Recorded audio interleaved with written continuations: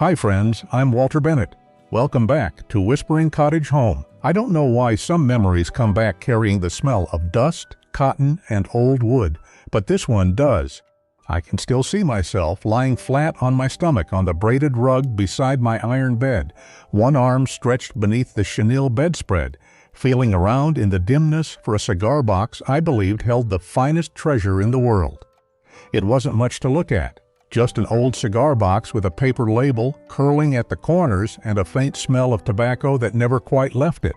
The lid was a little warped and one hinge had come loose, so it opened crooked.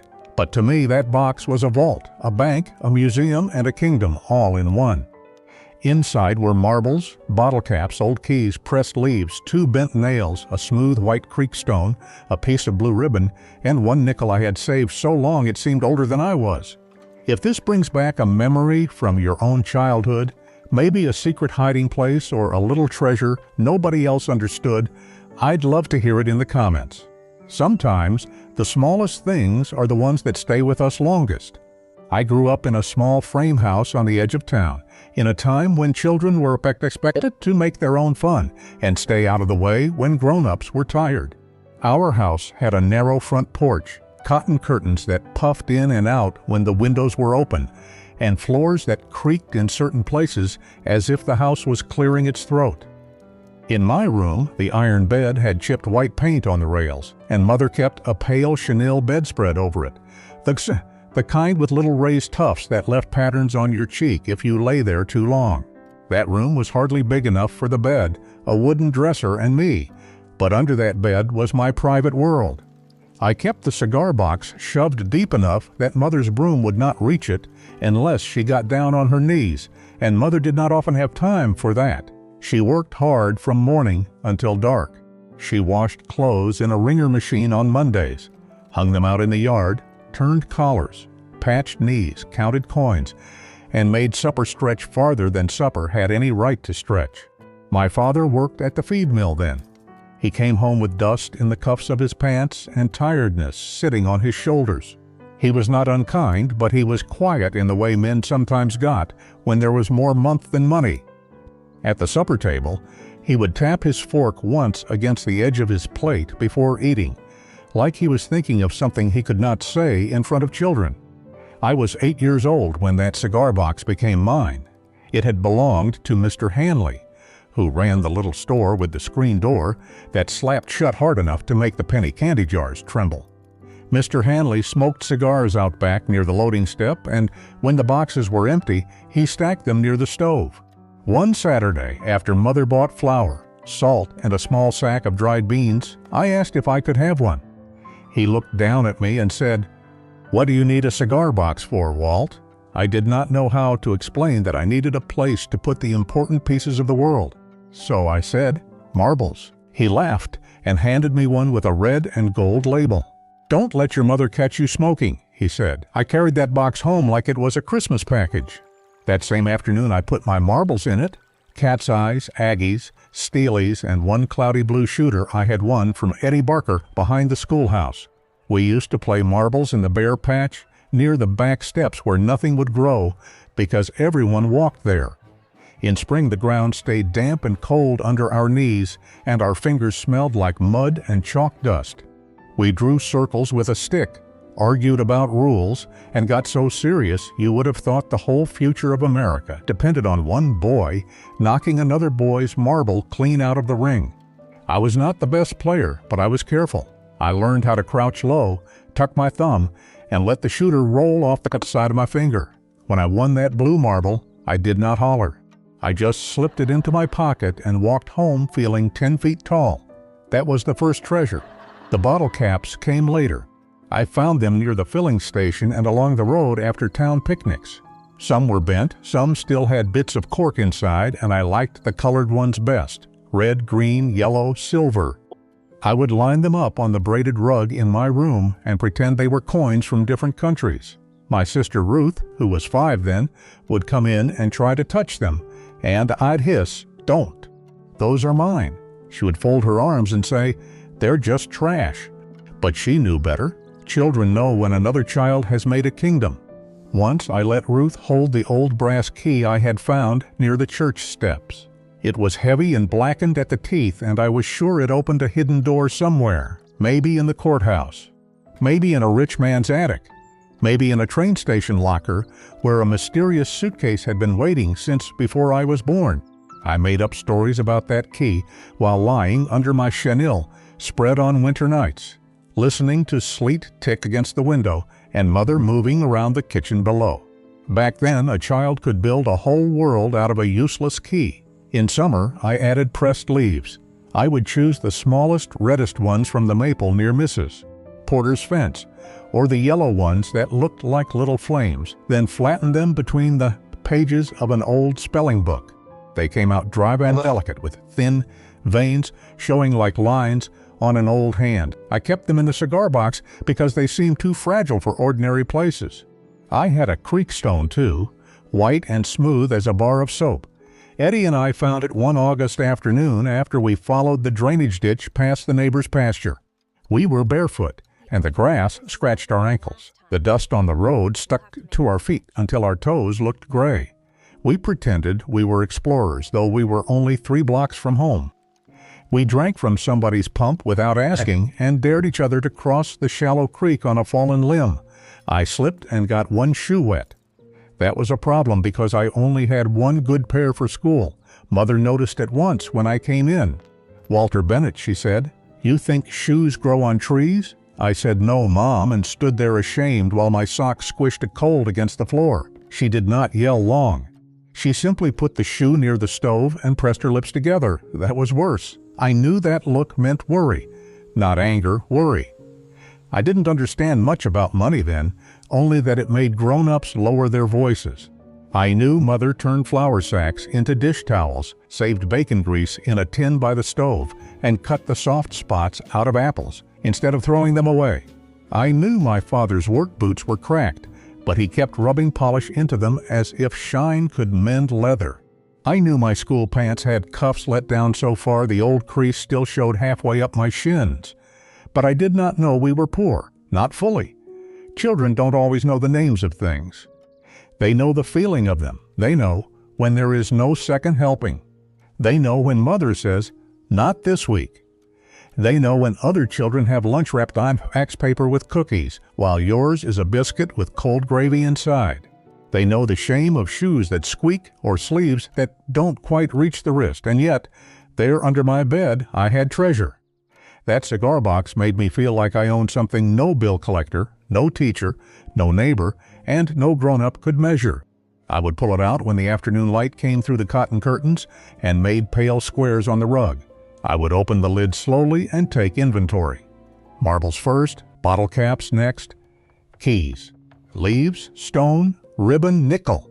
That nickel was the heart of it. I earned it helping Mr. Hanley sweep the sidewalk outside the store one Saturday morning.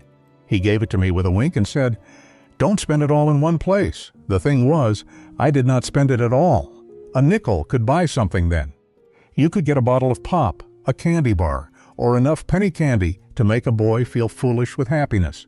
On hot days, when the other children ran after the ice cream truck, I would stand back with that nickel in my pocket and feel it pressing against my leg. I wanted to spend it so badly my mouth watered, but I loved having it even more. Having that nickel meant I could buy something if I chose. That was the important part. It made me feel free. I kept it wrapped in a scrap of cloth inside the box. Every now and then I would unwrap it and hold it to the light. It had a dull shine and it smelled like metal and fingers. I would rub it with my thumb and imagine all the places it had been before it came to me. Maybe a farmer had carried it. Maybe a soldier. Maybe a lady with a feathered hat. Maybe someone rich enough not to care about one nickel at all. To me it was proof. I don't know what it proved exactly. Maybe that I had patience. Maybe that I could keep a secret. Maybe that I was not as poor as I sometimes felt. One rainy day in October, that secret nearly ended. It had been a hard week. Father's hours had been cut at the mill, though nobody said it plainly. I only knew he came home early 2 days in a row and sat at the kitchen table with his cap in his hands. Mother kept wiping the yellow oilcloth even after it was clean. Ruth and I were told to go play, But we lingered near the doorway because children listen hardest when adults think they are not listening. "We'll manage," Mother said. Father said, "I know," but the way he said it made my stomach feel hollow. That Saturday, Mother decided to clean our room properly. Not just sweep around things, but move furniture, beat rugs, turn mattresses, and chase dust from corners. That was the kind of cleaning that made children nervous. Ruth and I were sent outside, but rain kept falling, and after a while, I slipped back in through the side door. I heard the scrape of my bed frame before I reached the hallway. Then Mother called my name. Not loudly, that was what scared me. "Walter, come here." I walked into the bedroom and saw her kneeling on the braided rug. The chenille bedspread had been folded back, and the cigar box sat in her hands. I felt my face burn hot. I wanted to grab it and run, but my legs would not move. "What's this?" she asked. I stared at the floor. Nothing. Mother opened the lid. I remember every sound in that room. Rain ticking on the window glass, the soft rustle of cotton curtains. Ruth breathing behind me in the doorway. The little wooden creak when Mother lifted the box lid. She looked inside a long time. My heart beat so hard I could feel it in my throat. I thought I was in trouble for keeping trash. I thought she would throw it away. Worse, I thought she might laugh. Children can stand punishment better than laughter. Sometimes punishment passes. Laughter can make a secret feel small forever. Mother took out one marble and rolled it in her palm. Then she touched the pressed leaves gently with one finger.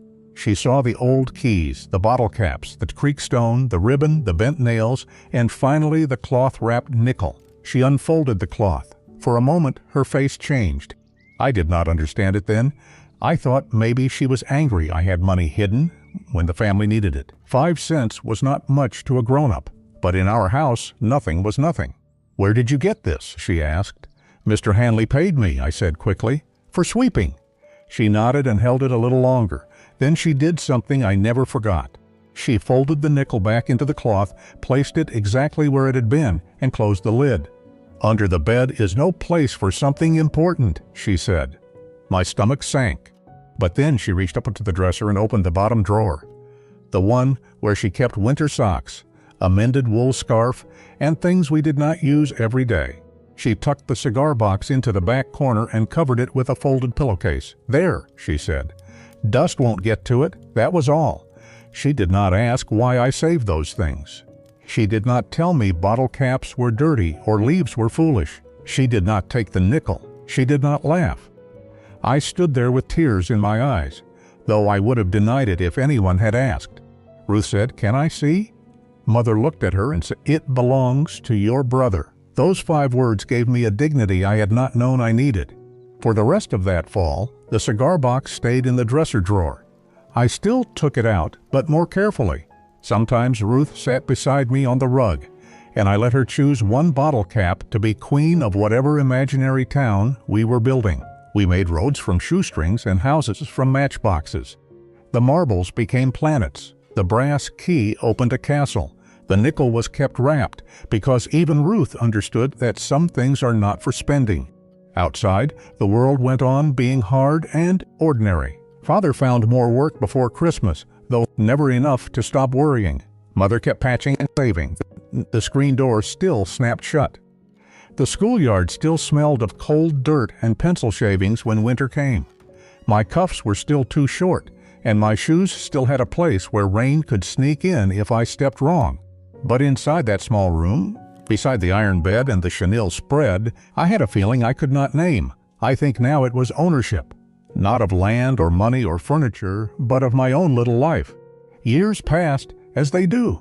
I outgrew marbles. Bottle caps stopped looking like foreign coins. The old brass key lost its mystery when I realized it probably fit nothing anymore.